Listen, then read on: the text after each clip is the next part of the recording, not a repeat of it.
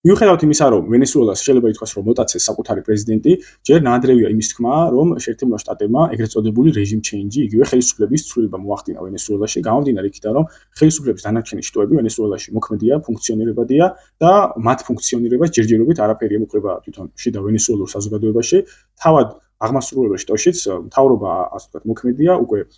დაამტკიცეს ვიცე-პრეზიდენტი გარდამავალ, ასე ვთქვათ, პრეზიდენტის მოვალეობის შემსრულებლად დულსი როდრიგესი, ასევე მოქმედია ზუსტად მახსოვს 5 იანვარს, ასე ვთქვათ, განაახლა მუშაობა ვენესუელის პარლამენტმა და ასევე ფუნქციონირებს ვენესუელის სასამართლო. ამიტომ ჯერჯერობით ასე ხელისუფლების ცვლილება არ მომხდარა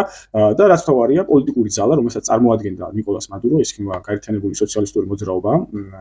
ვენესუელაში. ეს პარტია მის კოალიციურ პარტნიორთან ერთად რჩება, ასე ვთქვათ,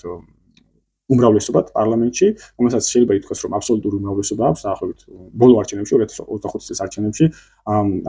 ბოლივარულმა კოალიციამ აიღო 83% ნახევარი არჩევნებში და პარლამენტის ტოტალურ უმრავლესობას ფლობს 285 კაციან პარლამენტში 253 ადგილს ფლობს ეს ასე ვთქვათ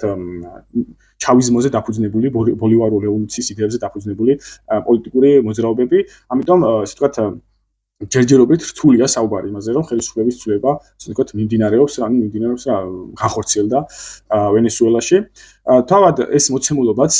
აისახა შეერთებული შტატების ლიდერშიპის რიტორიკაში, რომ მაგალითად რთულია ამ შემთხვევაში სისტემური ცვლილების განხორციელება ვენესუელაში, ხელისუფლების ცვლილების კუთხით და ეს გამოიხატა დონალდ ტრამპის განცხადებებში, მაგალითად